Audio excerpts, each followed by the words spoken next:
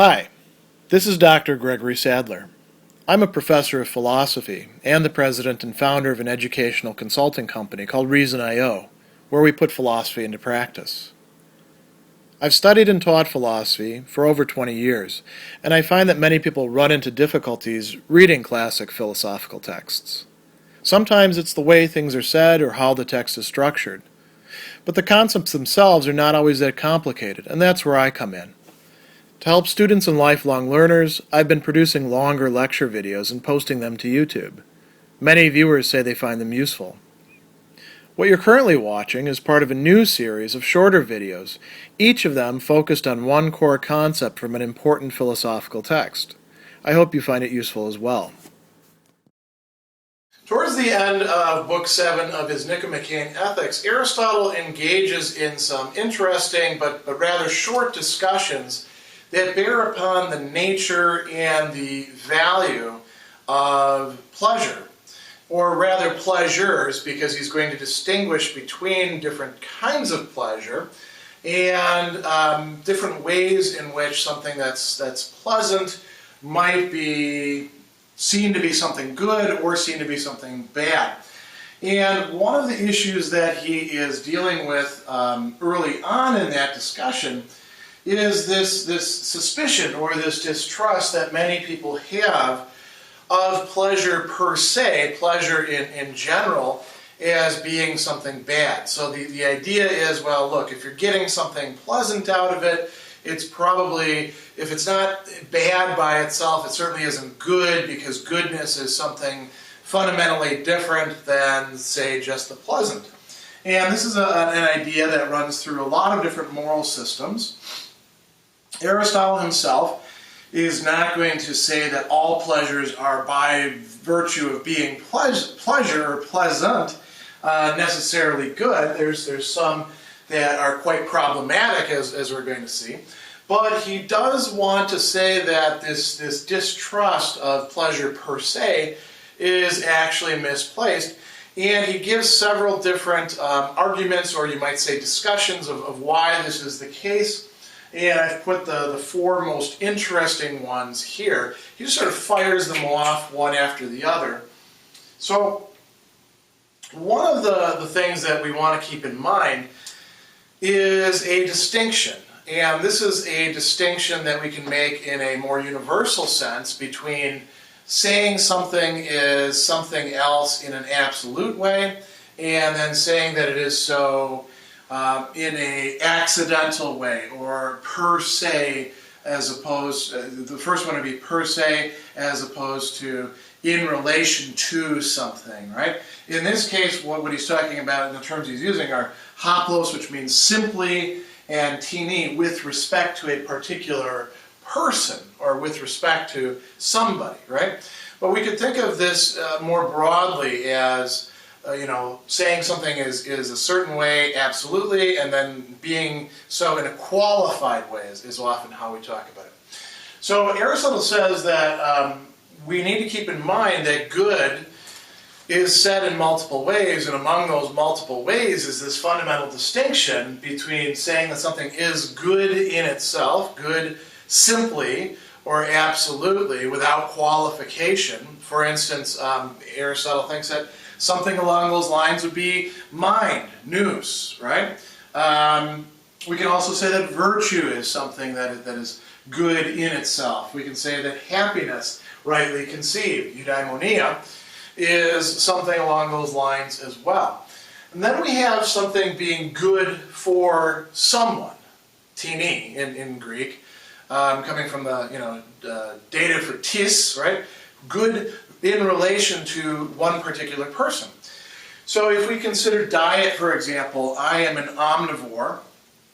I eat just about everything, within reason, of course. I try to stay away from too much processed foods or things like that. And there are things that are good for me to eat that are not good for somebody who is, not quite as healthy as me, or is on a restricted diet, or is doing some other thing that requires them to eat a certain sort of foodstuffs, right? Let's take meat, for example. and put aside the worries about, ethical treatment of animals. We're not concerned with that. I'm just thinking about in terms of pure health. If I don't eat a lot of meat, but I eat some meat, that can be good for me, whereas it might not be good for somebody else. There's all sorts of things along those lines. There are many things that are good for one person, but not good for another person, and that doesn't mean that they're no longer good. It just means that we have to be realistic in how we're using this term good. So how does that apply to pleasure then? Well, there are some pleasures that are in fact good absolutely, Aristotle would say. Although even the ones that he tends to use as examples, a little bit later he'll say, even contemplation can sometimes go wrong, but in general, we can say that there are some things that are what he calls the natural pleasures. Good absolutely. Then there's a lot of pleasures that are good, but they're only good within certain contexts. So, to take a sort of classic example, joking around, right? Why does Aristotle actually have a virtue of good humor, eutropoleia? Well, it's because something that is good, which is enjoying joking around, is not good in every single context.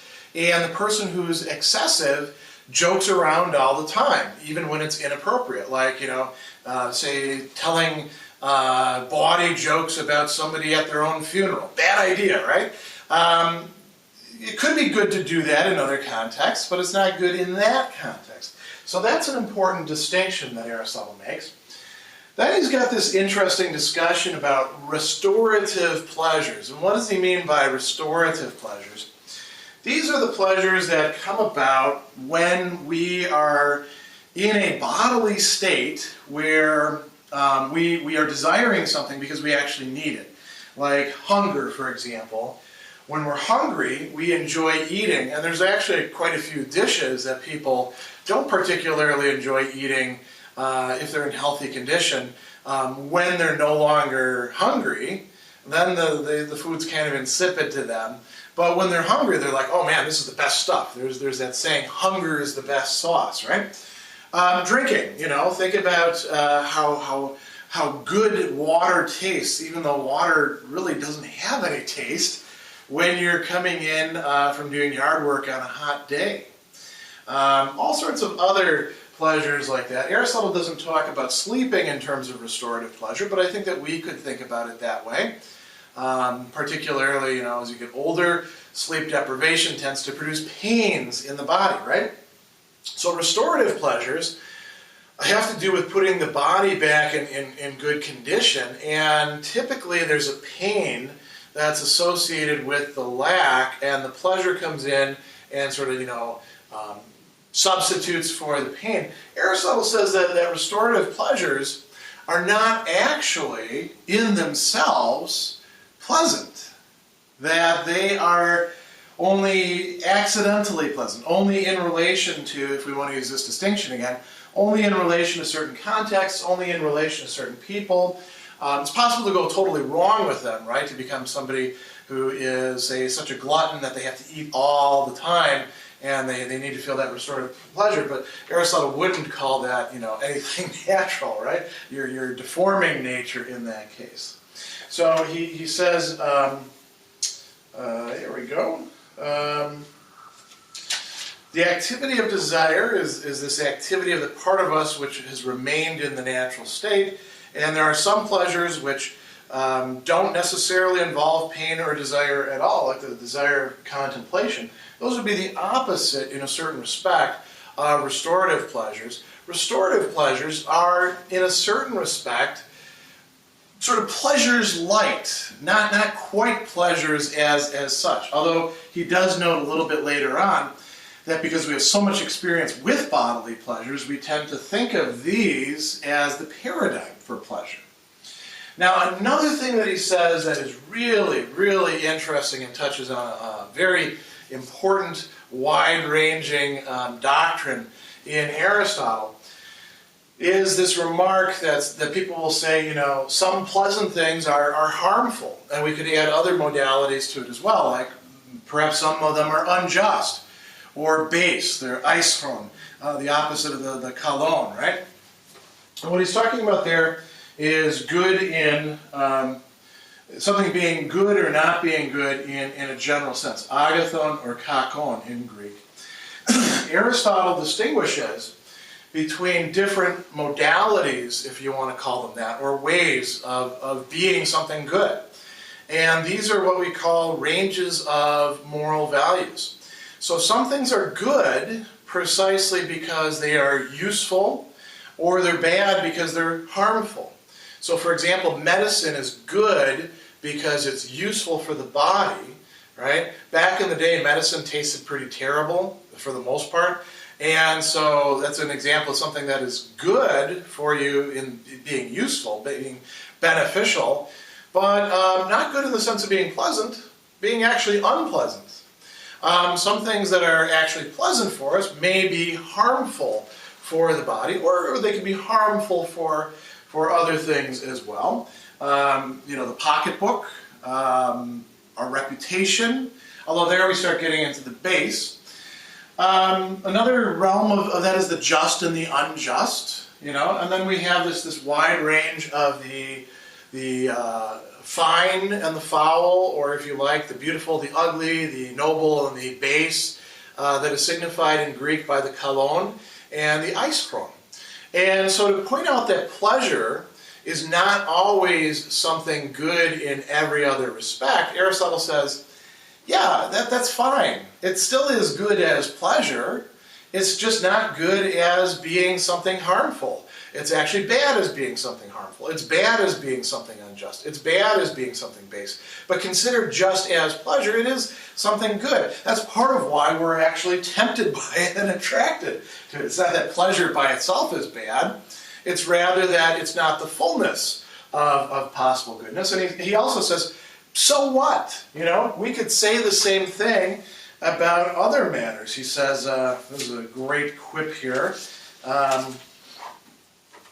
To argue that pleasures are bad because some pleasant things are detrimental to health is the same thing as to argue that health is bad because some healthy things are bad for the pocket, right? So we have to trade off goodnesses sometimes and prioritize which type of goodness we're going to go for.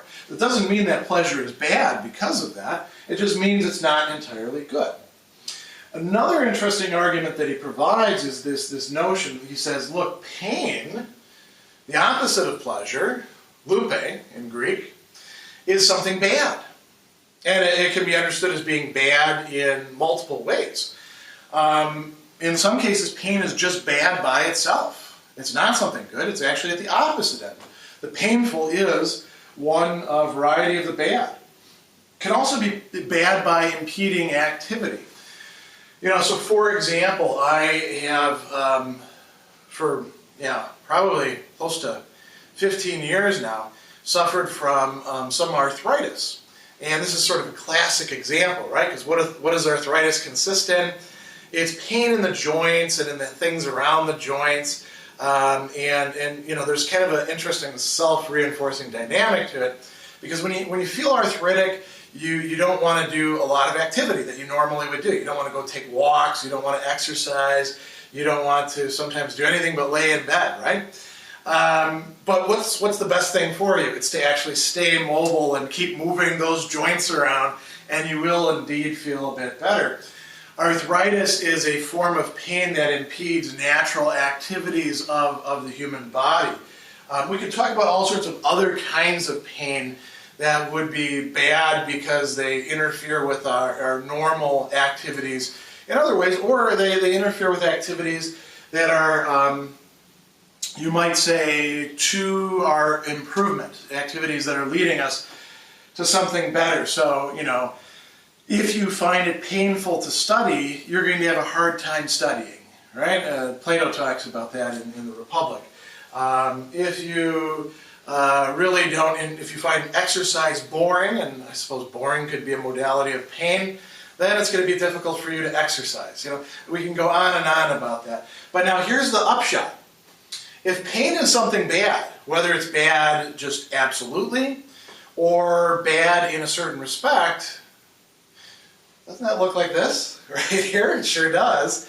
And we should suspect then that since pleasure is the opposite of pain, if pain is bad, pleasure as pleasure must be something good.